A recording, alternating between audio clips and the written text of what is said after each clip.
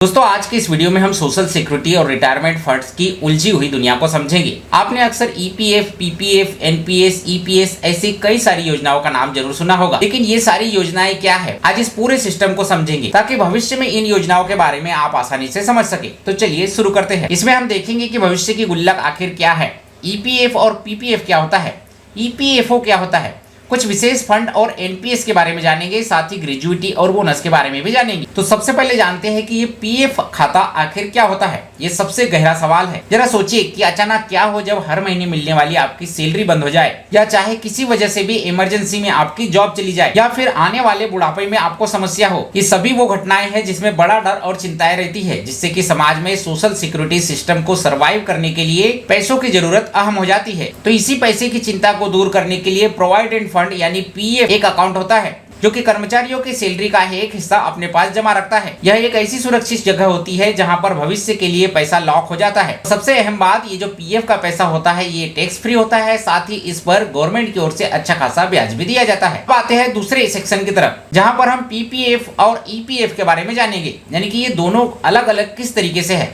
अक्सर लोग इन्हें एक तराजू पर तोलकर देखते हैं, लेकिन पीपीएफ और ईपीएफ दोनों अलग अलग होता है। पीपीएफ यानी कि एम्प्लॉय प्रोविडेंट फंड ऑर्गेनाइजेशन होता है। यह ऐसी कंपनियों पर लागू होता है जहां 20 से ज्यादा लोग काम कर रहे हो, जहां बेसिक सैलरी का 12% ईपीएफ में जमा किया जाता है। यह एक नियम है और इसी नियम के तहत यह योजना चलती है। वहीं दूसरी तरफ पीपीएफ यानी कि पब्लिक प्रोविडेंट फंड होता है। यह एक ऑप्शनल सेफ्टी नेट होता है। इसमें कोई भी खाता खोल सकता है। यह एक छोटा व्यापारी हो या दुकानदार या कोई आम व्यक्ति भी पीपीएफ में अकाउंट खोल सकता है और अपनी मर्जी से 500 से लेकर 1.5 लाख रुपए तक जमा कर सकता है। इसे आसानी से किसी भी बैंक, पोस्ट ऑफिस से खोला जा सकता है, लेकिन वहीं पर ईपीएफ का ऑप्शन केवल कर्मचारियों के लिए ही खुला रहता है। तो चलिए अब जानते हैं कि आखिर ये ईपीएफ होता क्या है। ईपीएफ यानी कि कर्मचारी भविष्य निधि संगठन में जब कोई कर्मचारी पहली दफा नौकरी पे लगता है और वो कंपनी ईपीएफओ के अंतर्गत आती है, तो उसे 12% का योगदान ईपीएफओ में करना होता है। इतना ही 12% का योगदान उस कंपनी, उस नियोक्ता की ओर से भी किया जाता है। लेकिन नियोक्ता की ओर से यानी कि एम्प्लॉयर की ओर से किया गया कंट्रीब्यूशन सीधे खाते में जमा नहीं होता।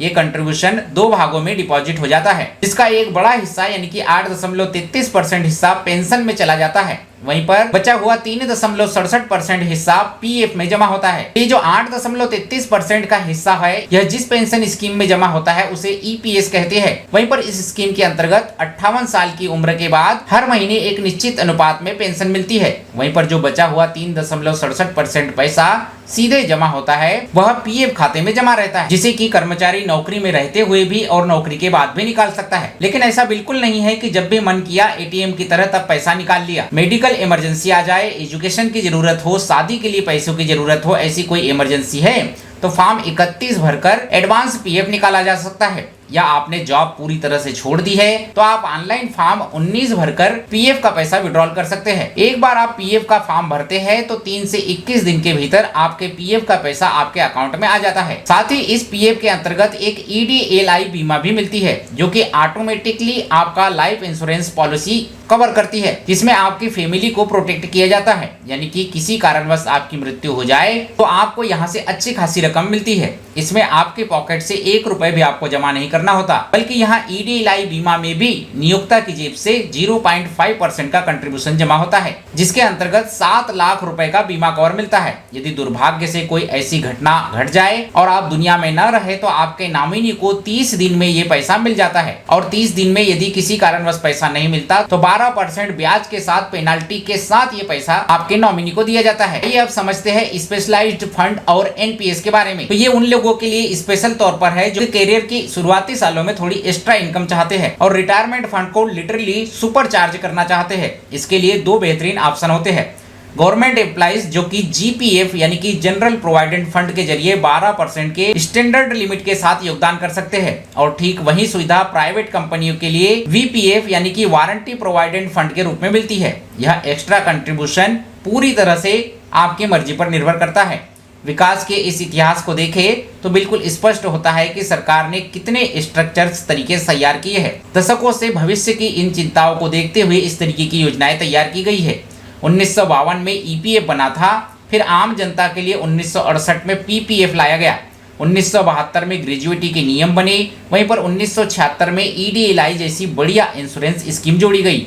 वहीं पर आगे चलकर 2004 में मॉडर्न पेंशन सिस्टम यानी कि नेशनल पेंशन सिस्टम NPS सुर्खियों में आया। हर नया कदम सिस्टम को और मजबूत बनाता गया और इस तरीके से आज ये योजनाएं अस्तित्व में हैं। NPS में सबसे ज्यादा लगभग 10% तक का पोटेंशियल रिटर्न मिलता है, लेकिन यह एक बाजार आधारित योजना है जो कि डायरेक्ट मार्केट और म्यूचुअल फंड और बॉन्ड में इन्वेस्ट करता है। लेकिन यहाँ पर इन्वेस्ट करने की एक कड़ी शर्त भी होती है। NPS में पैसा 60 साल की उम्र तक पूरी तरह से लॉग इन रहता है।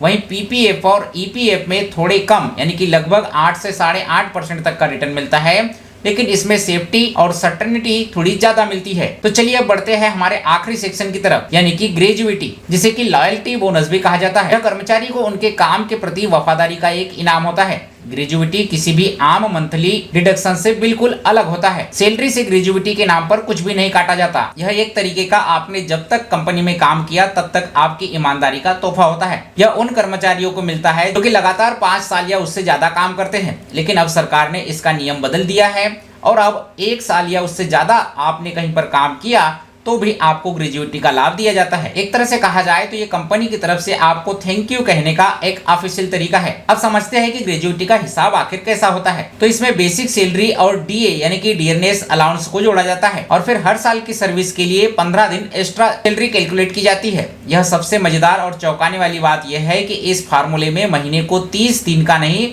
बल्कि 26 दिन वर्किंग डेज माना जाता है। संडे को एक्सक्लूड करने की एक छोटी सी ट्रिक भी होती है। तो चलिए कैलकुलेटर की मदद से एग्जांपल से क्लियर करते हैं कि अगर एक एम्प्लॉय जिसकी बेसिक सैलरी और DA 52,000 रुपए के आसपास है तो किसी कंपनी में 10 साल लगातार काम करने के बाद उसे कितनी ग्रेजुएटी मिलेगी। उसकी ग्रेजुएटी 3 लाख रुपए तक बन जाती है। यह कोई मामूली अमाउंट नहीं होता।